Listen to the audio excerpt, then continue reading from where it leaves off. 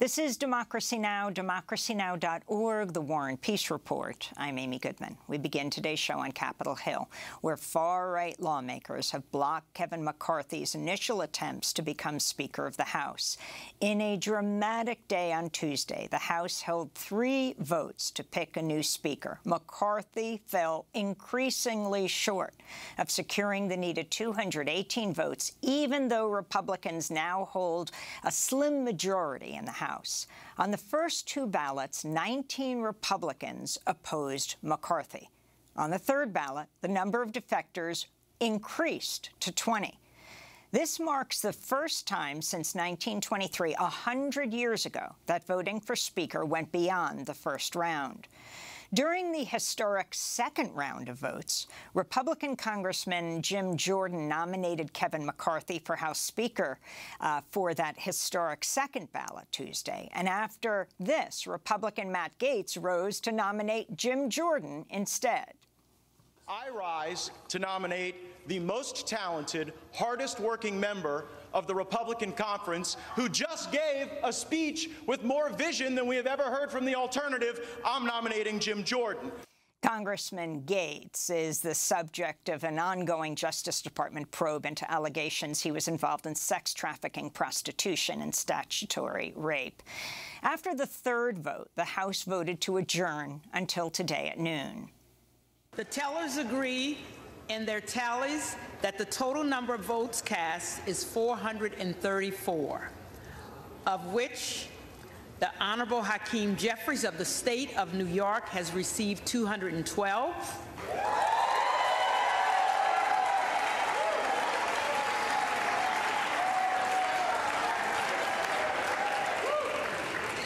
The Honorable Kevin McCarthy of the state of California has received 202.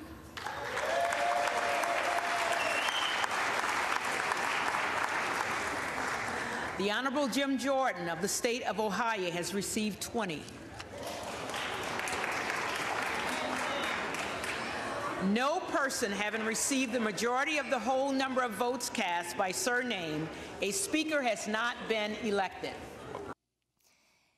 Congressman McCarthy said late Tuesday he has no plans to drop his bid and was inspired to fight to the finish to become House Speaker after a phone call with former President Donald Trump.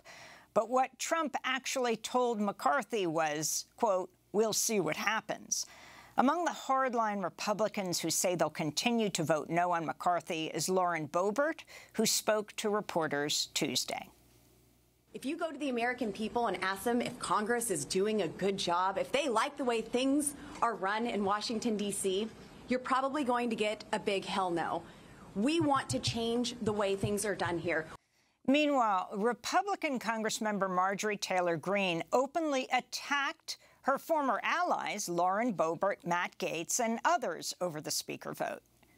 I haven't asked for one thing for myself, and I'm the only Republican that has 0 committees. So you would think I would be the one in there asking for something, but I haven't done that. But I find out that it's my Freedom Caucus colleagues and my supposed friends that went and did that, and they asked nothing for me. Nothing. That's what I found out in there. I am furious. It's unclear how long it could take for the House to pick a Speaker, but until one is chosen, the House cannot conduct other business, including the swearing in of new House members. For example, Republican Representative-elect George Santos falsely announced Tuesday he was sworn in and later had to delete the press release. Earlier in the day, Santos sat alone as his colleagues in the busy House chamber avoided him. Cameras showed Republican Matt Gaetz approach Democratic Congressmember Alexandria Ocasio-Cortez to ask if Democrats would bail out McCarthy, as McCarthy reportedly told Republicans. She told Gaetz there would be no deal. Meanwhile, Democrats were united in their nomination of Congressmember Hakeem Jeffries as House Speaker, making him the first black lawmaker in history to lead a party in Congress and be nominated as House Speaker. Jeffries actually won more votes than McCarthy in the first rounds of votes in the Speaker contest. This is Democratic Congressmember Pete Aguilar. Today, Madam Clerk, House Democrats are united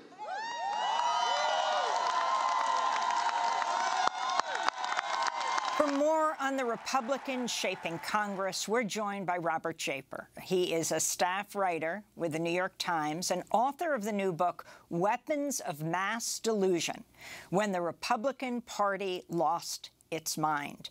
His recent New York Times Magazine story is headlined, Inside the January 6th Committee, Power Struggles, Resignations, and Made-for-TV Moments, the untold story of the most important congressional investigation in generations.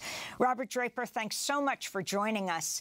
Can you talk about this group of far-right Republicans who have stopped McCarthy from becoming House Speaker, at least at this point? You've written an entire book about them. Sure. I've written a couple, actually, about them. This is a train that's been coming down the track for a while. It's a far-right group, principally members of the House Freedom Caucus, who are determined to show to the sort of MAGA base that the Trump base that still forms, the backbone of the Republican Party, that they're fighters. And exactly what they're fighting for is sort of unclear. They only know what they're fighting against, which in this particular case is Kevin McCarthy, who they've never altogether trusted or liked. McCarthy has offered himself up as someone who will help conservatives get what they want, but he himself doesn't possess a similar ideology, and they're all too aware of that. Again, it's unclear, Amy, how this ends, but it's been inevitable. It's been quite apparent to those of us following what's going on the Hill that this sort of speaker battle was going to happen, and that McCarthy was not going to get 218 votes on the first and maybe subsequent balloting. So tell us individually about these people who both supported him. It was surprising to see Marjorie Taylor Greene attacking her colleagues, who she has so often banded together with, and who they are, like Paul Gosar of Arizona. Yeah, so it's you're correct, Amy, that probably the most remarkable development in all of this has been the alliance that Marjorie Taylor Greene has forged with McCarthy. Not because she's deeply affectionate toward the guy or something, but instead because she believes that the Republican Party has to stand for something and has to try to accomplish certain things, and it can't do so without a speaker, and it can't do so without a speaker who has some legislative chops, who's been around the block, as it were. But she finds herself in opposition to fellow members of the House Freedom Caucus, such as, you named, Paul Gosar, a far-right member of the Arizona delegation, who's been around since the Tea Party days. He was elected in 2010 and has always been something of a marginal character in the House, but when the Stop the Steal imbroglio began following Trump's defeat in November 2020, Gosar led the forefront of it. He was the first person to stand up with a U.S. senator and basically reject the certification of the electoral votes in his state of Arizona. So you have people who are natural allies who are now against each other, and it's gotten quite personal, as you were playing before. I mean, Greene is quite upset with her colleagues. She feels like they're doing things for their own personal benefit, that they have excluded her from that process, and that there is no end game for them other than to get plum committee assignments. And who is Kevin McCarthy? Yeah, well, McCarthy joined in 2006, I believe, and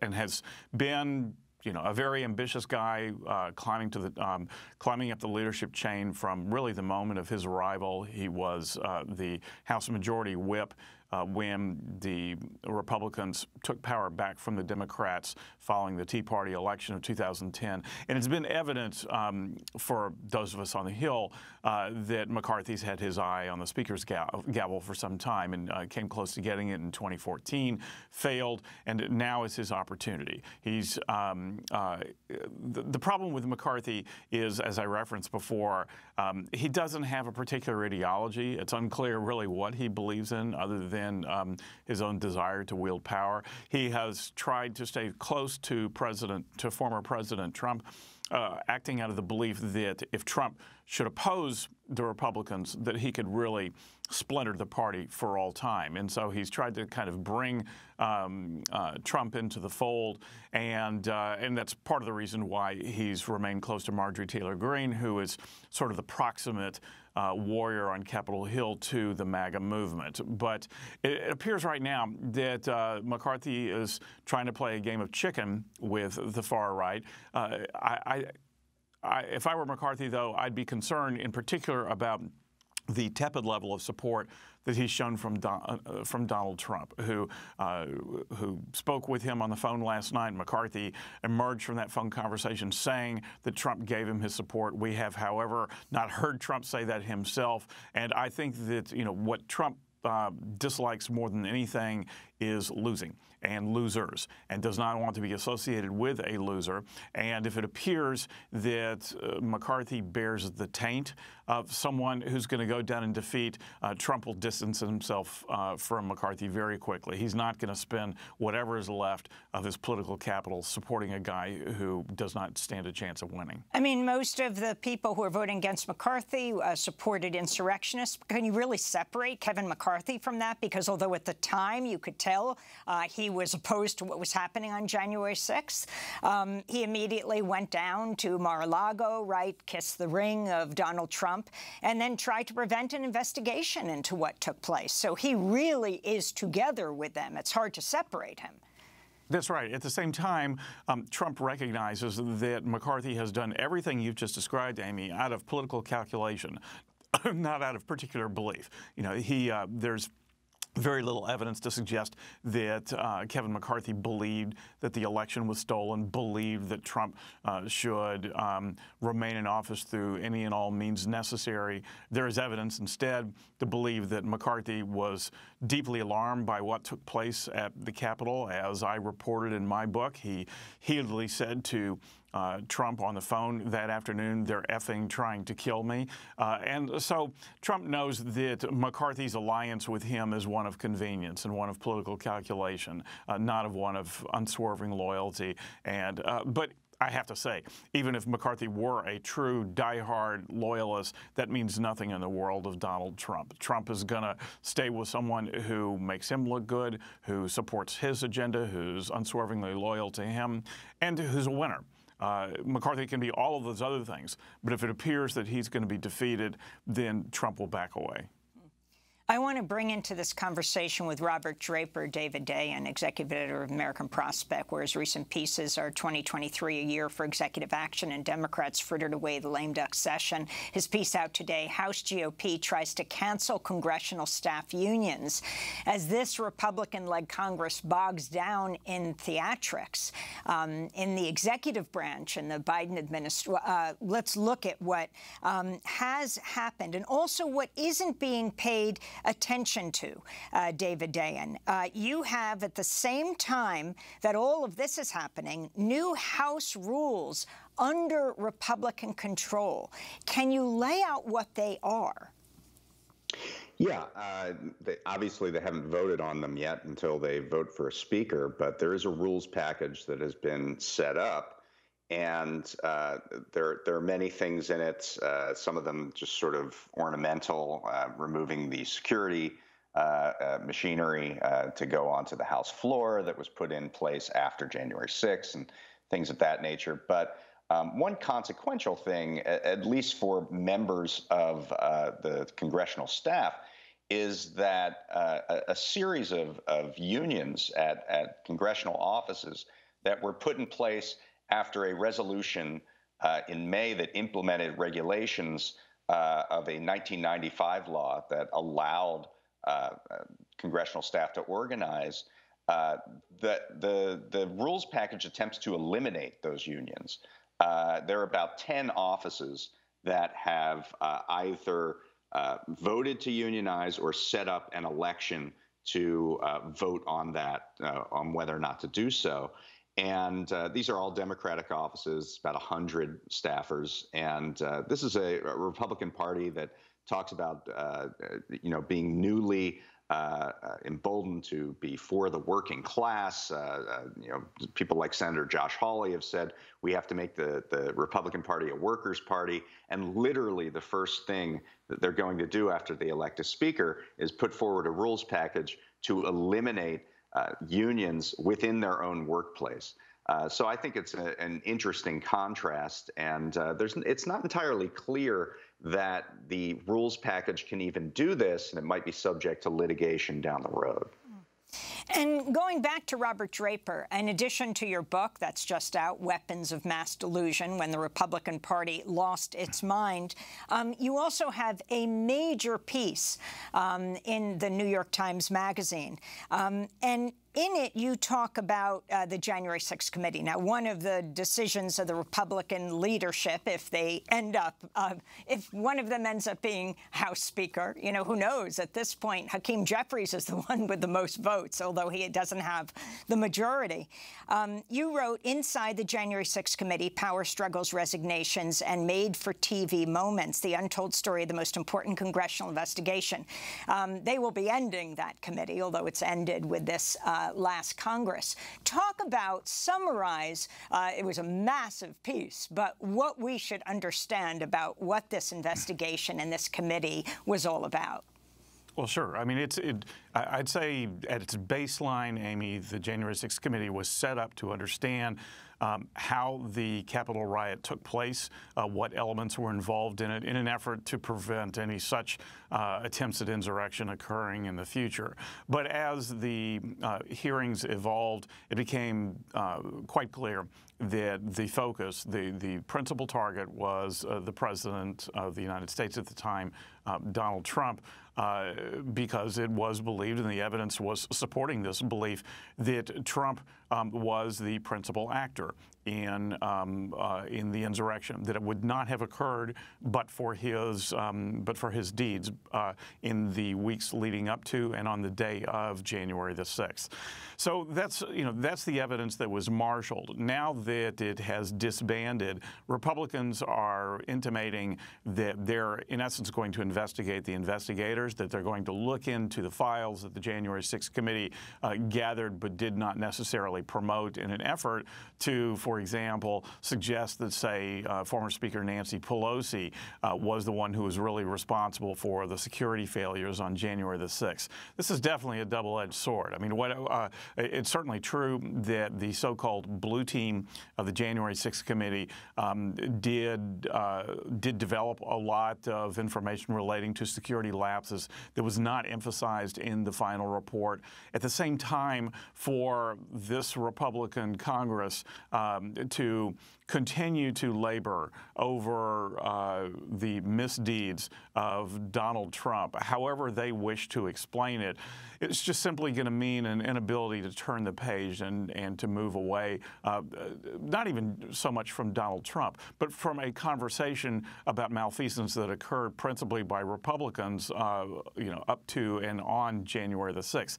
It's not a good look for them, and I think it's a classic case of be careful what you wish for.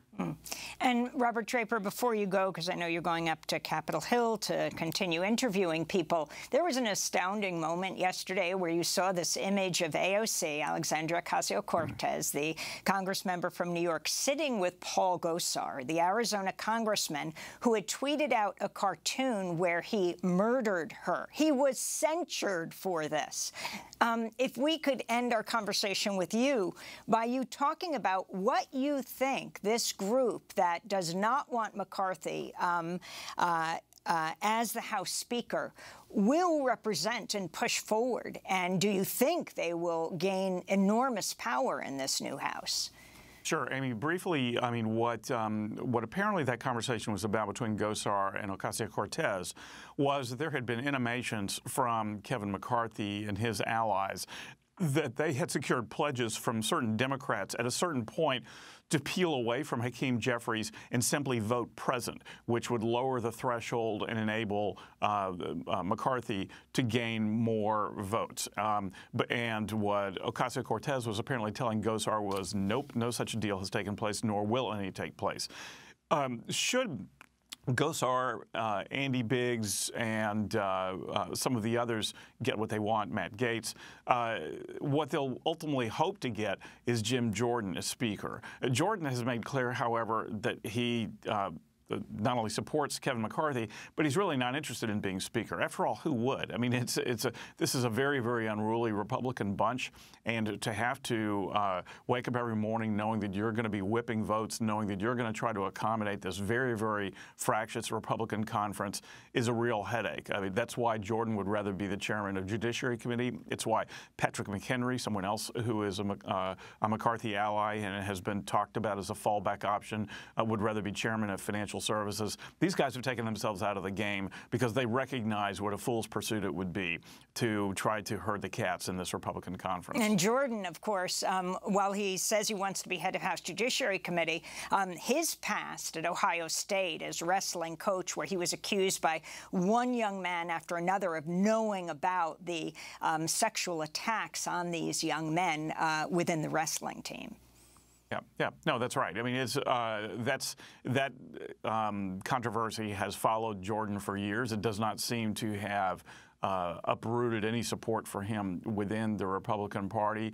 I don't think that that's a principal reason why Jordan wants to stay somewhat out of the limelight. In fact, there's plenty of evidence to suggest that he rather enjoys having a lot of attention focused on him. I think it's more that he recognizes that this Republican Party, to answer your question, Amy, isn't really sure what it wants. I mean, they have conservative principles, but what their end game is in trying to oppose Kevin McCarthy suggests more a kind of political performance art than it does any actual purpose or any actual ideological intent. And those young wrestlers who accused Congressman Jordan were accusing him of knowing about an abusive Ohio State doctor who sexually assaulted them. Robert Draper, thanks so much for being with us, author of Weapons of Mass Delusion: When the Republican Party Lost Its Mind.